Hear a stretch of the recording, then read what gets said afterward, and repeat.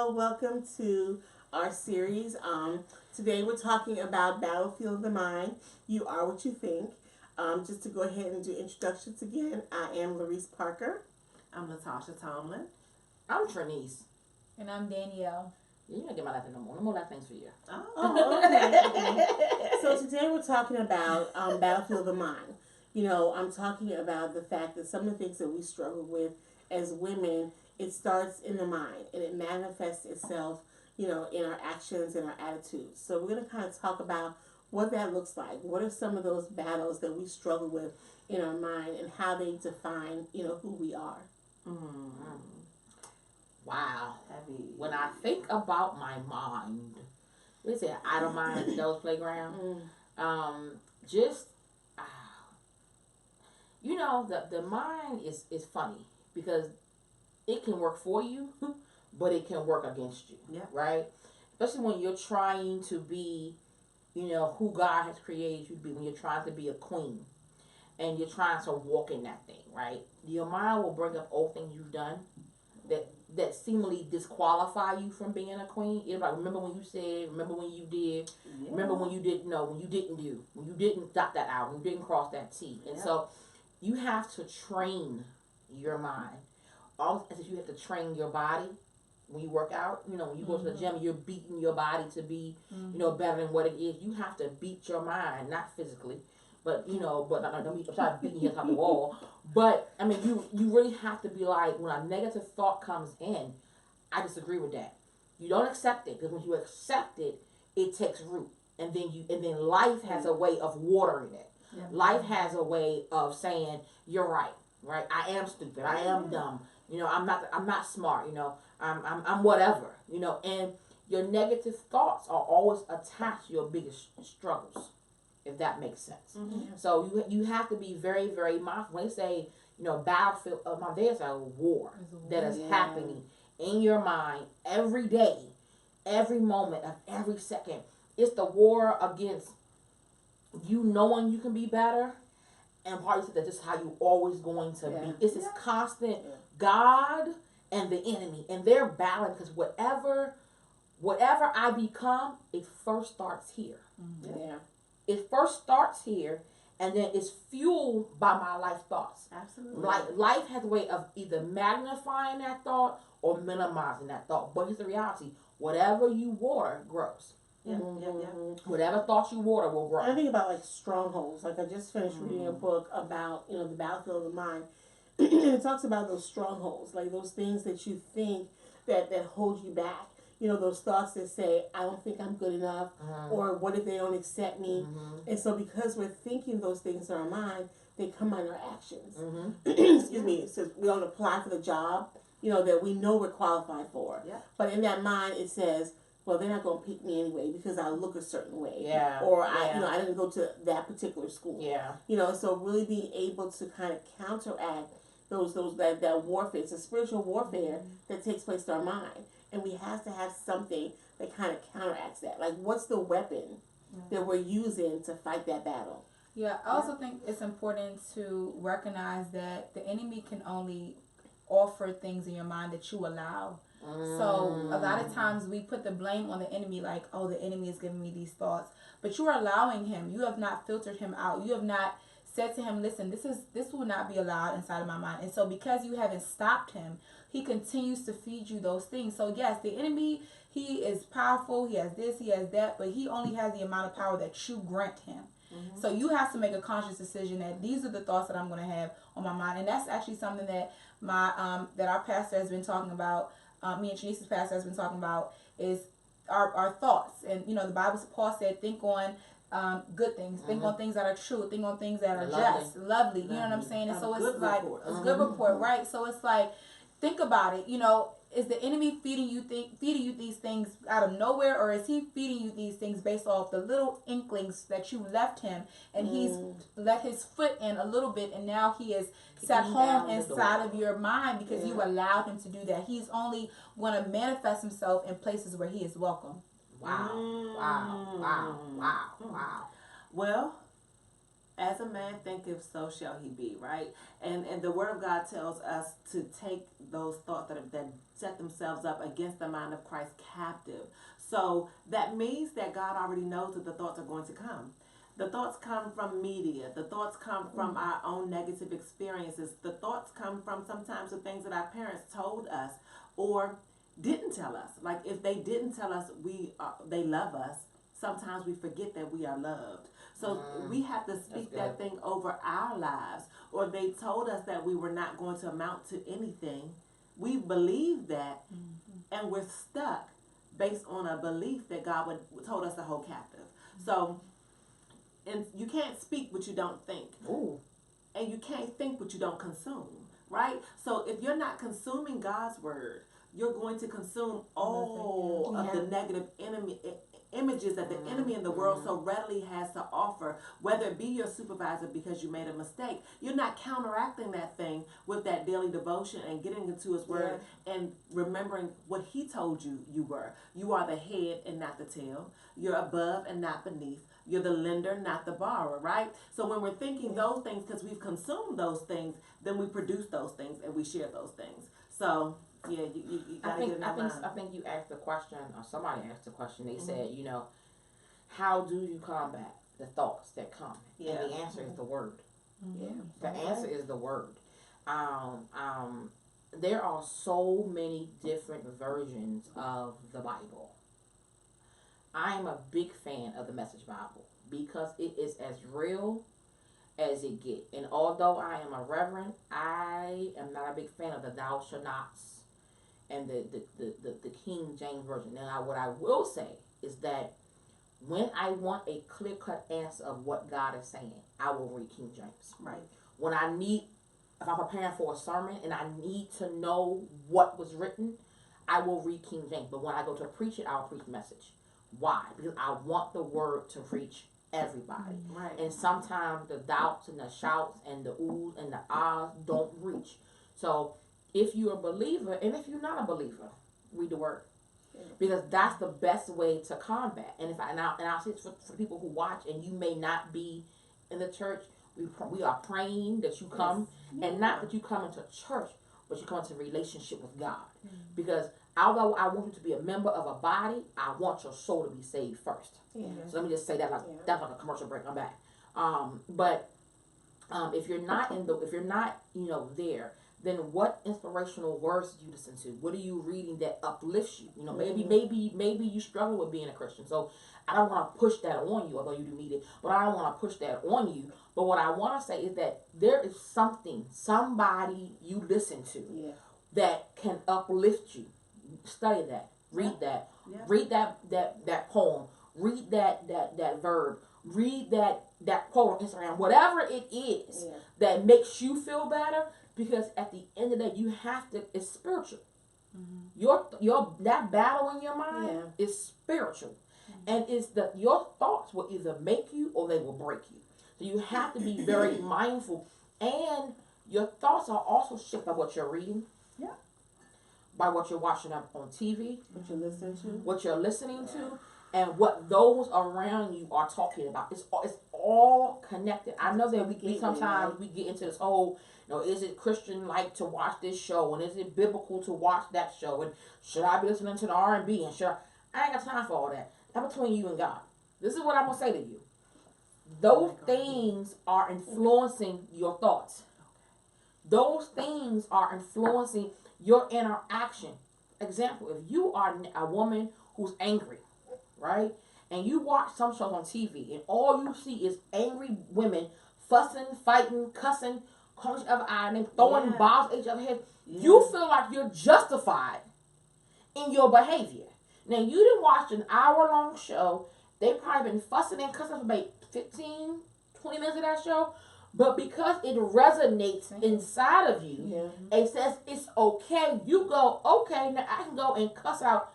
But reality, if you throw a bottle at a bar and it hits somebody, baby, you going to jail. Right. One thing that we learned when I was in school in my psychology classes was this idea, we called it the self-fulfilling prophecy. And essentially, what it is that when you are constantly being told who you are, what you are. And so basically what happened was they did a lot of research studies, specifically in lower socioeconomic classes with black boys. And you know, they looked at the surroundings of those kids. What are the teachers sharing to them? What are they? Who are the richest people in their neighborhood? What are their mothers feeding them? What are they watching on television?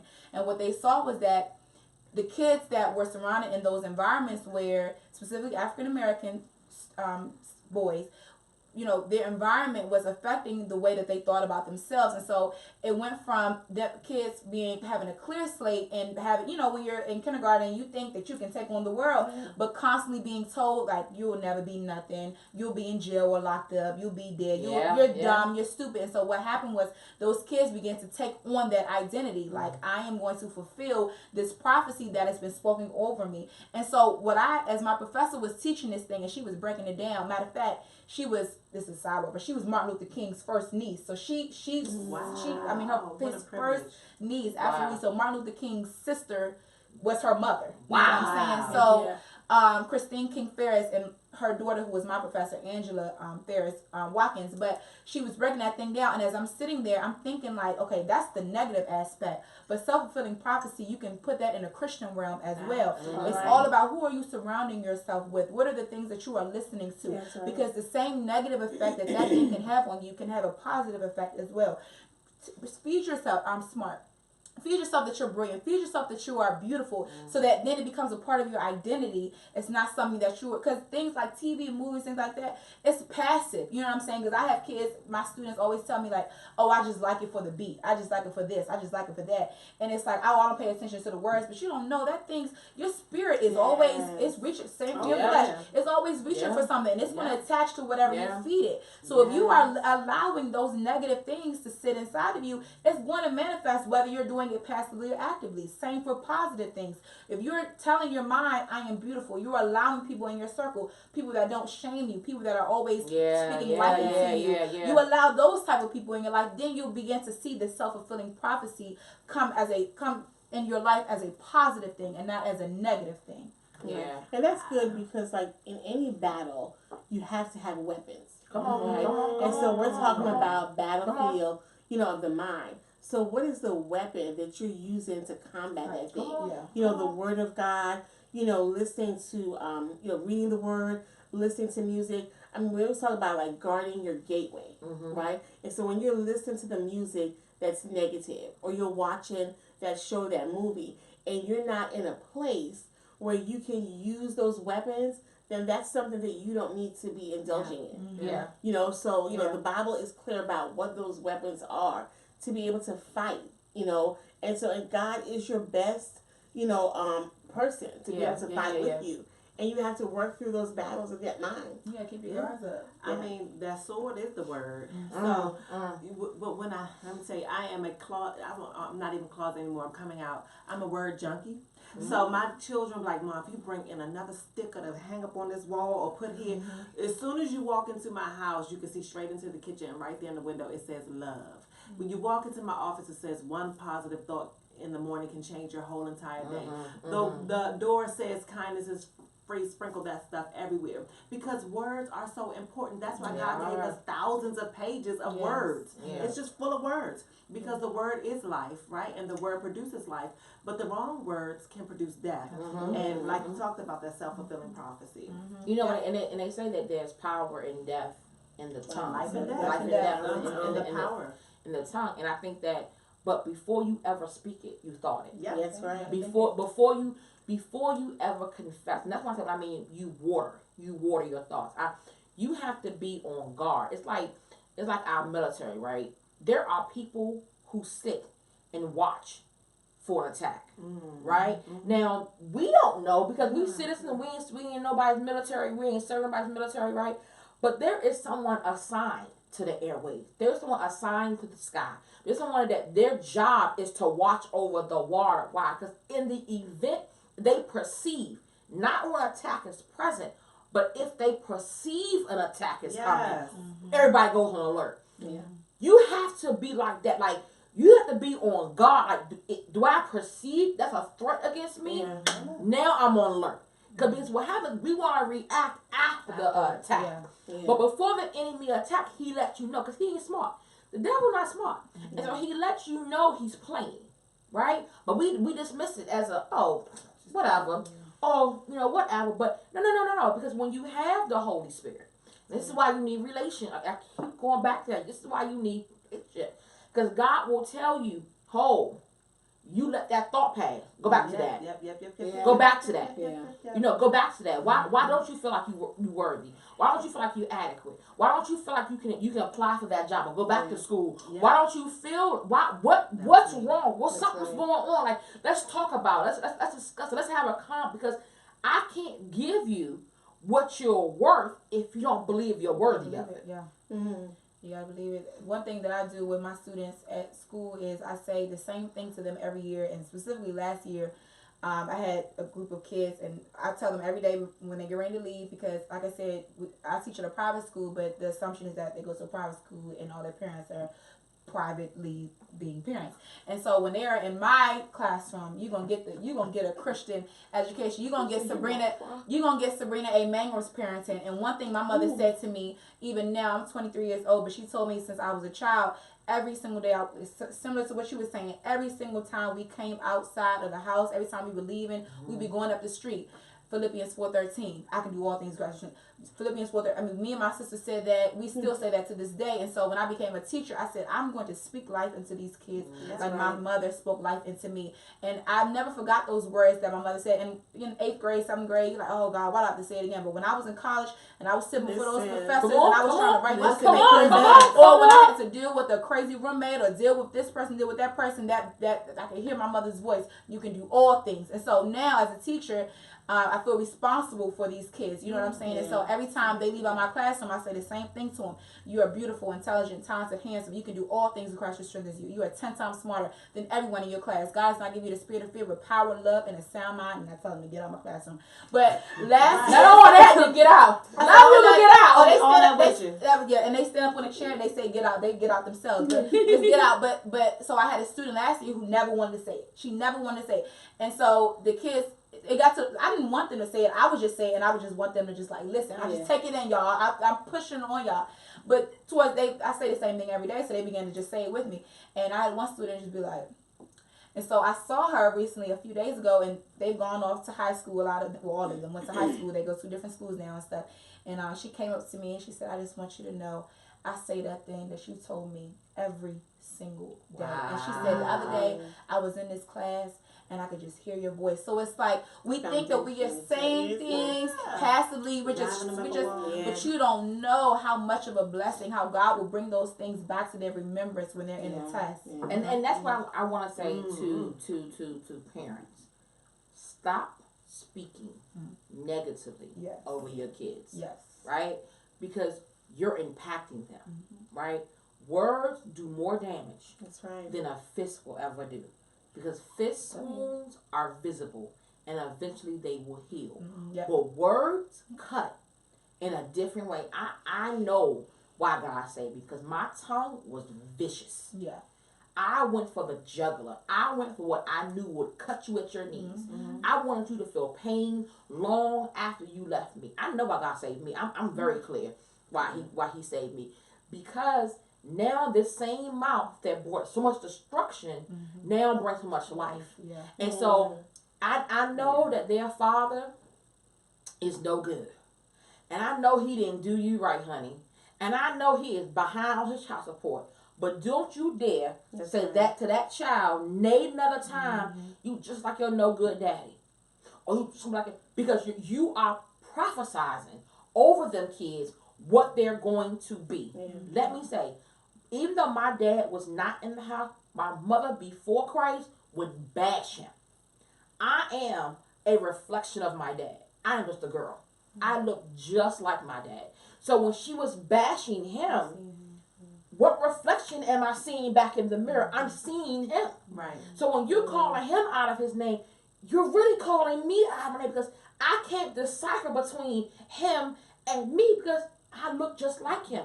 So then you wonder why they're now acting out in school. And now you wonder why they're now cussing out, because you said to them, you're gonna be not just like your no good daddy. Stop professing or confessing over your kids what they are, because you have to realize that you're planting seeds, and society is watering them. Because in America, let's be honest, they're not uplifting our black men. They're not telling them that you built this country on your back. You built this country. You know what I'm saying? And so we have to take that role as mothers, as sisters, as aunts, and as teachers, as wives, to really encourage and uplift our black men. But it starts when they're boys. It's hard to uplift a 45-year-old man who been broken since he was 8 or 9. You want a good godly man, then help raise them. Stop speaking bad. I thought I was going to tangent, but stop speaking bad over your kids, even your girls. Right? If you not, if you one of the families that you raising your grandkids or you raising your sister's kids, don't knock the parent. They didn't pick their parent. They didn't decide, oh, I want you. I'm sure. Let's be real. If I could pick my parent, she would have been rich. Definitely. Let me just say, they done had Beyonce kind of money. They'd have been rich. I know what? No, sorry, not Beyonce. Bill Gates type of money. I mean, if I had my choice, I don't want Bill Gates. Not knocking you, Bill. What's up, Bill? How you doing? Call sometime. Let's do lunch. Not knocking you, Bill. But I'm saying. Have a son, Bill? But what I'm saying is, what I'm saying is, if I could pick my parents, I would pick the best of the crop. I would pick the best flower out of the bunch. You know what I mean? Yeah. So don't knock me because of my parents. And your words have power, and they come from your thoughts. And don't take out your relationship with their father on the child. Oh, say it again. Yeah. That's something that I see regularly. You know what I'm saying? And then you have an estranged mother-daughter relationship when it really has nothing to do with the daughter. It's the fact that the father left you and now you're mad at the daughter, or you're mad at the father for leaving you, when that's between you and the father. It has nothing to do with this child. Be grown up. Did not choose to be in this world. So figure that out too. Why you going off on her? Do a soul search. Why am I so angry? Did this child choose to be here? Or maybe it's just the angry, it's the bitterness, it's the hurt that he left me for another woman. Or he left me because he didn't want to be with me anymore. He left me with these 3 kids, and now I'm mad at the world. Don't be mad at the world. Be mad at the fact that you have put this type of relationship or put this type of strain or abuse on your child, this unresolved, unfair abuse on this child, and figure out, ask God, because sometimes we expect things from our partner or from our baby father or whatever, and he can't provide that for you because he can't he can't fix himself. So you want this unrealistic relationship with this man, and when he can't fulfill that, you're taking it out on the kids that y'all produce. It's not going to happen. Let me just say what this. I'm saying? As a minister of the gospel, hallelujah, I spend more time at the altar praying for people who are carrying the words of their childhood. That's probably the best way I can say that. You have the power. And it's not just parents, it's grandparents. It's anybody who God has placed in your life who you have influence over. Whether that be a teacher. If you are a teacher, teaching love. Now, I know that these kids are a little different. Because I was in a classroom for a day and a half and said, God, this is not my calling. So I get it. I get it. I was like, Lord, I'm going to jail. So I get it, Jesus. You have to find your passion. And if teaching is not your passion, then get another career. Because you have impact, you have influence. And that's even on the job. Like, you're a supervisor on your job. You have to speak life. I do. Right? You probably do more counseling sometimes than you supervise some days. Yeah. Because people are carrying this stuff from their childhood, and it's flowing into their job. It's flowing into their ministry at church. It's flowing into other areas. They don't know what to do with the words that were spoken over them at 5 years old, at 8 years old, at 10 years old. And now they're trying to figure out how, because see, that word is competing against God's word for their life. And who wins that battle? Who wins that battle? We have so many broken people in the world. And we wonder why we have all these, issues that are, manifesting in our world today. Like we said last week, talking about mental illness, which is a huge problem, specifically within the African American community. And of course, yes, I believe that, I was a psychology major, so yes, some things are biologically, but a lot of things are environmentally. What was that person's childhood like? Oh my. And so let's talk about depression. Let's talk about why you struggle with bipolar disorder. And that's another problem too, the stigma that comes along with it. And let's just be real, Black people, we need to stop, spiritualizing going to a psychologist. You can go to a Christian psychologist, you can go to a Christian therapist, because absolutely I believe in prayer and supplication. However, if you need to do that in addition to going to see someone who, like Miss Larice right here, who is charging how much, $500? But I'm her administrative assistant, so you gotta pay me first if you want to get to her. But this stigma because not to talk about other races, but for example, I'm just saying, Caucasian people, they have no shame in their game about going to the psychologist. They spend thousands, and these are people that aren't even Christians, so they just depend on the psychologist. Whereas a Christian, we depend on the psychologist and we depend on the Word of God. So get help if you. I don't know why I just went on this tangent, but for some reason we believe that we have to suffer in silence, and God never intended that. Absolutely not. We were made to work together. We were made to pray for. He said when 2 or 3 are gathered together. Please don't be ashamed. Please don't hide your depression, your suicidal thoughts. That's not something to be ashamed of. That's something that you can say out loud. You can get help for, so that you can live the life that God intended you to live. Let me say this, that battlefield of mind, it's all kind of related. But there are people in the church who struggle with depression and anxiety and all that other stuff. And so let me just say that, if you are a member of a church, if there's someone in your church, and I was at a conference about mental health in the church, and this lady was speaking, and she was saying that she was an active member of her church, and she struggled with depression. And so she said, because I struggled, I wasn't going to go up to someone and tell them that I struggled. Right. I needed someone to come to me and to be able to just say, God bless you, how you doing, pray for you. If you don't see me, not, hey, why you ain't come to church today? You backsliding? But about, missed you today, hope all is well, God bless. So people who are struggling with stuff, they're not going to come to you and say, listen, I'm struggling with anxiety. They're going to present that everything is okay, because that battle is in their mind. And so if you have a relationship with God, and God gives you the spirit of discernment, don't sit on that. If God tells you to go up to sister so-and-so and give them a word or give them a hug, don't sit on that. Do what God told you to do, because that could be the difference between life and death. All right. And don't discern with another sister. Like, don't have a discerning moment with another Christian. Like, I'm discerning she needs prayer. No. Because as a person, I'm going to be real transparent. I am a 3-time survivor of suicide attempts. Wow. I've swallowed pills and I've cut myself. Right? At 3 different... I'm getting back emotional. At 3 different stages of my life. Now, granted, I've been at my church since I was 8 or 9. I got saved when I was 12 and was filled with the Holy Ghost on the same day. So I'm not a fly-by-night Christian, right? Good God. But this is what I know, that depression don't care. It doesn't have a face. It doesn't have a race. It doesn't have what's the economic stability. It don't care. It does not care. No. Now, what I just found out recently was that it runs in my family. Now, I break that curse in the name of Jesus. But I didn't know that, right? And so, but it goes to my great-grandparents. And so, as a person that struggles, I check in. Let me be clear. My job offers it, and so does Kaiser. And I pay Kaiser every 2 weeks. When I feel myself, okay, Trinity, you ain't left your house in 2 days. Right. You haven't talked to anybody. Like, I know my signs, right? I know that when my cycle is about to come, I'm extremely emotional. It's not make-believe. I'm not making it up. It's not a woman's symptom. I'm just very hollow.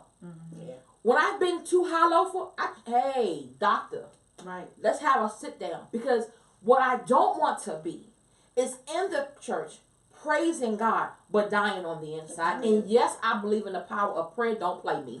Yes, I know that God can heal and move anything, but I also believe that God gave people That's right. the ability to look me in my eye and tell me, let's talk about it. Let's get you whole. Let's keep you whole. Sometimes, you know, we say keep it in the house. What happens in this house stays in this house. Don't tell anybody what happened to me. Yeah. You need to talk to somebody. And That's why right. not go to somebody who, now, don't just talk to anybody. That's right. Find you and they have them, find you a Christian-based therapist.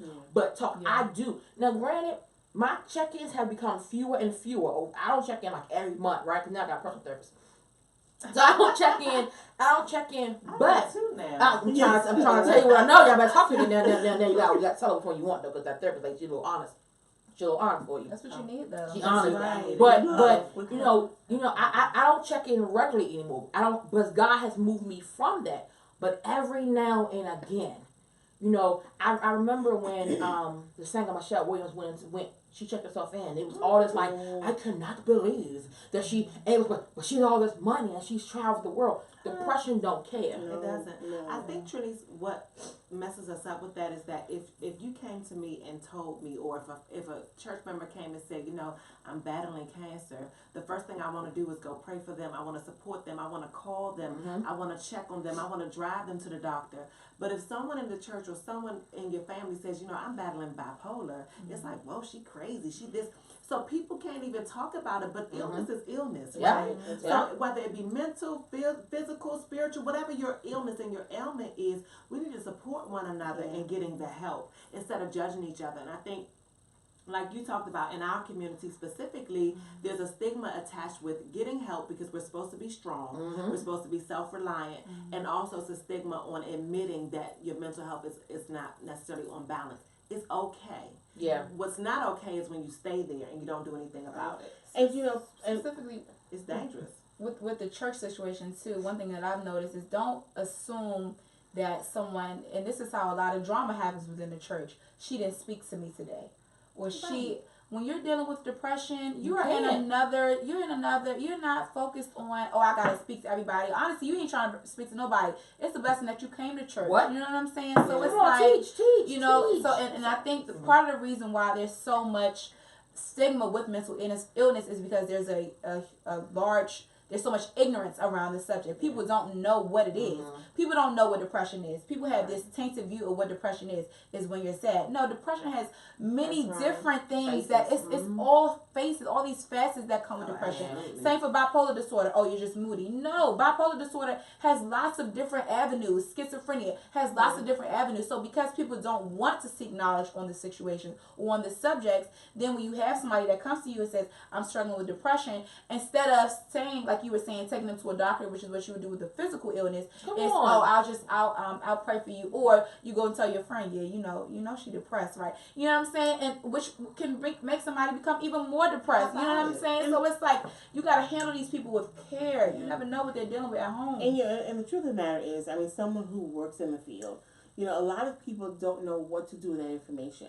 Like, if I'm struggling with depression or bipolar, like, I don't even know how to explain to someone how I'm feeling. Like, I don't even want to give myself that diagnosis or that title because I don't want to think that there's something wrong.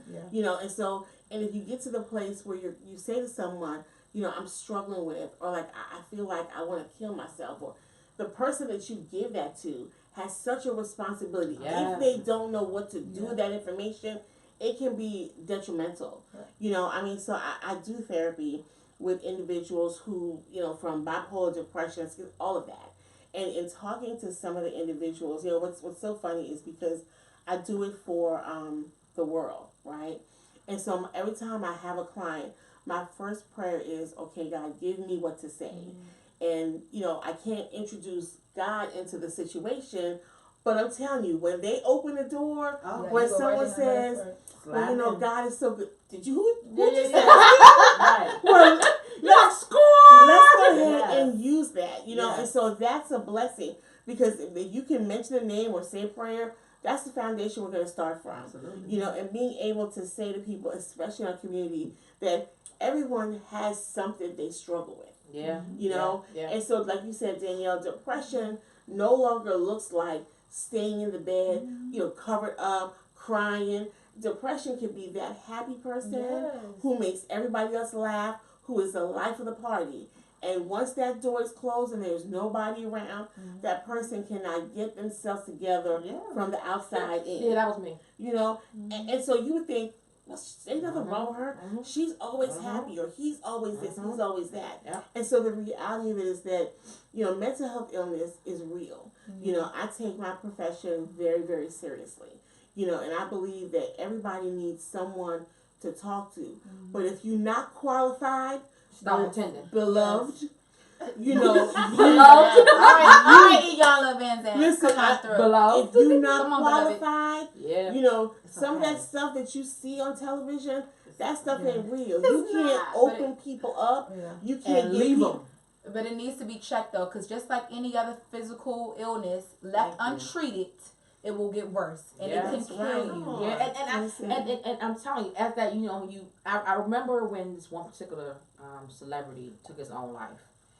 It's been a few years. It wasn't recent. It's been a few years. But he was funny, and y'all Robin know Williams. what I'm talking about. Robin Yeah. Williams. When he took his own life, that thing shot Yeah. through me.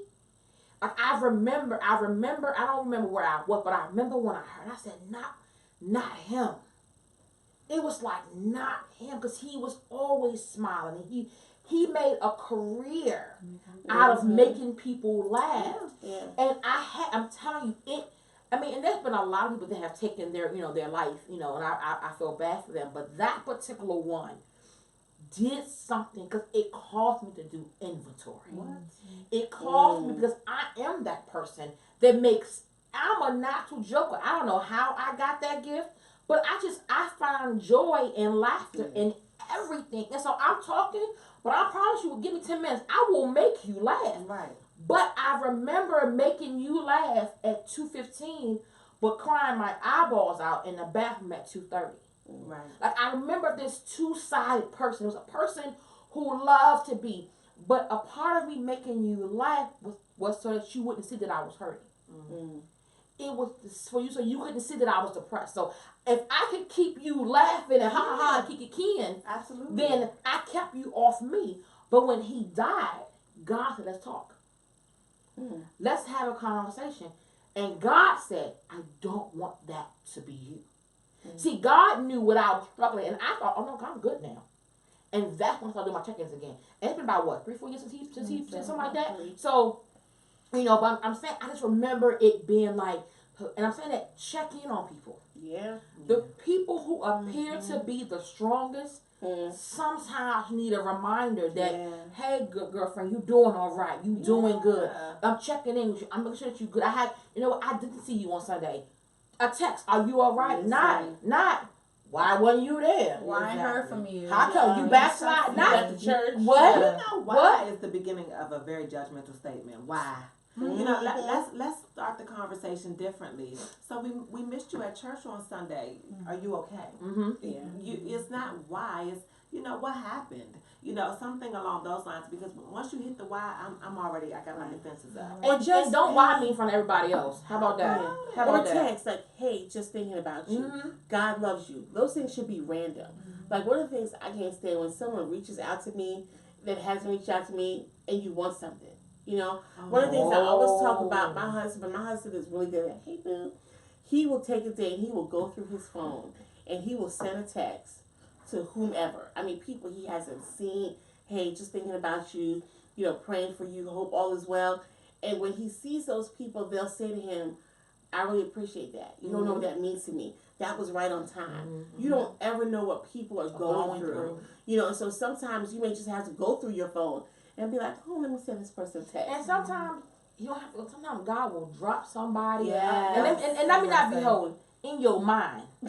Yeah. Right? I don't want to say spirit. Yeah. Right? I'm talking to everybody now. Sometimes you driving and your good friend from 10, you haven't seen her in a while, or her face pops up or his name pops Yeah. up. Stop what you're doing. Wait, no. If you driving, pull over. Just First. stop. Right. Just I Right. like that. Yeah. Please pull Or over. pull over, be safe. Adhere to the But law. just send a message. Hey, just thinking about, because it be those times when they need the message the most.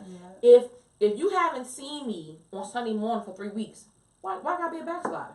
Yeah, that's what I was gonna say. Why gotta be sick? Try to operate in discernment, like, And not your feelings. and not your feelings, and not what you think. Oh, I saw them on Facebook. They looked like they was out to eat. Come on, So tell why it, you tell didn't it. come to church the next Sunday? Like, you don't know. Maybe they were out for a birthday dinner, or maybe that's how maybe that's when they talk to God at this particular, like, you just don't know. So that's why it's so important for you to operate in discernment. Operate in, all right, God, should I walk up to that person? Because like we were saying before, people that are struggling with depression, or not struggling, but are dealing with depression or dealing with these other mental illness, anything can be a trigger. You know what I'm saying? That's why it's a matter of life or death. So Right. while you're taking this like, oh, they just didn't come to church, you don't know what is triggering those negative thoughts, it's true. those things that can make them go off in a panic attack or an anxiety attack. So, take this very serious, especially when we're within the church, because the church is a space, it's supposed to be a space, a safe space for people, for God's people. And so especially when they're dealing with mental illness, when they go to work, they may not feel comfortable. When they're out to eat, when they are at the mall, they may not feel safe. But the God's holy space, the house of answered prayers, Cornerstone, whatever church you are at, that is a place where they are seeking healing. And if they can't get spiritual or mental healing at the church place, where else are they going to go? And that's why, because I think somebody mentioned it. One of us said like something like, you met, they said good morning to you. Sometimes they don't have a good morning to give. Exactly. There have been times when I've gone to church and literally all I could do was get to church, right? The fact that my clothes match was a miracle. And I'm not being funny, because you just never know. You never know what it takes somebody. You don't know someone's story, right? So don't pass, I keep going back to this. Yeah. Don't pass judgment by the chapter you walked in on. Yeah.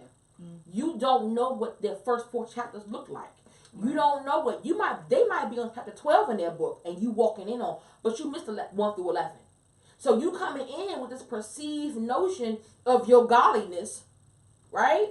And you have no idea that 2 days ago they contemplated swallowing pills. You don't know. Never know. You don't know. And so we have to get beyond judgment. We have to get beyond, trying to make my godliness look better than your godliness. Right. We got to get beyond this fake religion. And it's religion. Yeah. Because when you operate in relationship, you operate in love. And if Christ, let me be very, because I know, we all think, we arrived, right? If Christ can humble himself to wash a man's feet, who walked in dirt with sandals on. Because I ain't watching nobody. What? Listen. Come on, somebody. I don't want to watch my own feet. What? I don't like feet, period. Don't put your feet on me. Facts. When you start walking, feet come off me. Don't put your feet on me. But about my point. My point is, if God can humble himself to that place because he was ministering love, Right. how dare we? Yeah. How dare we as the body sit on our self-made thrones and condemn and judge and say what somebody's not going to be. If a sister walks in the church and she ain't dressed properly, love her long enough, she'll change. If a man is walking ungodly, love him enough, he will change. Love will change a person. God's love changed me. God's love changed her. God's love changed her. God's love changed her. If you walk with Christ long enough, his love will change you. That's right. And those around you will be changed, because everything attached to you wins. Yeah. That made me think of when we talk about not knowing people's story. I always think of people that are dealing with domestic violence relationships and how we sometimes assume, like, if we haven't seen that person in a while, oh, where have you been? You don't know, that person may have been being held hostage by their husband. You know what I'm saying? Yeah. Like, you just don't know people's story. And when I was in college, I actually worked at a safe house or whatever. And that was one thing that I learned. Like, a lot of those women, they're scared for their lives or whatever. And a lot of them would say, like, where I went, where I felt safe was the church. And they would open up and say how when they would go to the church and things like that, people were very judgmental. People didn't believe them. People didn't, oh, so what did you do? You know what I'm saying? What did you do to make him hit you? Things like that. So I say all that to say just to be very mindful about what you say out of your mouth, because that takes us back to what we first started talking about at the beginning, is there's power in your tongue, life or death. And so sometimes that one thing, and a lot of times God is testing you anyway, but a lot of times we think we're just passively talking, but you don't know that one thing could be whether or not that person goes home and commits suicide, or that person goes and feels inspired to take on another day. You know what I'm saying? So whether it's a stranger, whether it's a neighbor, whether it's somebody, a close family member, you don't know the impact that your words have on people's lives. You just don't. I think about young people, and kind of going back to the church, the fact that a young person comes to church is a victory for God. Yeah. And so what happens is, they come to church looking a certain way, and so there's someone in there that's turning their nose up. Why does she wear that? Where's her mother? That kind of thing. The fact that they came to church, strength based, that is a victory for God. Yeah. Maybe you don't need to be the person to talk to them, because you don't have the word to encourage them to come back. Know your area of ministry. Yeah, you're talking about when it comes down to your words and your thought, it's a heart condition, because the word tells us from the abundance of the heart that the mouth speak, right? So when your words are constantly ugly, when your words are constantly malicious, when your words are constantly cutting and biting, you need to check your heart. So if you are trying to be created in Him and be a vessel of God and be ministering and healing to folks, check your heart. So I would just challenge us all as we go throughout the week until we meet again next Thursday to look at your words and check your heart. Does that word line up with my heart? So my heart, my mind, my mouth, you see how they're all in line? So work on the line. Yeah. All right, sound effect. So I guess we can go into our final thoughts. So I'm gonna come back to you for final thoughts. Okay. We do our final thoughts. Final thought. This is the day that the Lord has made. I will rejoice and be glad in it. If you start with that, no matter what comes, this is the day. This is the day. So you have this day to rejoice and be glad. Right. Words for the battlefield of the mind. You are fearfully and wonderfully made. No weapon against you will prosper. Amen. Always make sure that your thoughts align with what God says you are and who God says you are. Make a conscious decision every day to think on those things that are good. Think of those things that are pure. Think on those things that are lovely, that are just. And as we said before, what you think will manifest outwardly. So let's make sure that we are making a conscious decision every day to think the way that we want to live. I think my final thought would be, sister, brother, queen, king, God has not forgotten about you. I think sometimes in life, especially when you battle mental illness, you can feel like you're in your own world. You're the only one that's dealing with it. You're the only one that's going through it. I'm a survivor, and I'm telling you, you can overcome this. It does not have to win. Take control over your thoughts. Take control over what you're reading. Take control over what you're listening to. Take control over what you're feeding yourself, because all of that plays a part into your mental state. And I want to say that God loves you. And I want to say that God accepts you. Flaws and all, God accepts you. And I think my final point would be,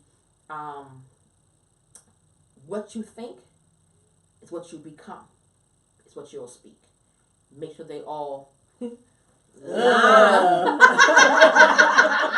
until next week, when we see you on what? Queen Chronicles The Series.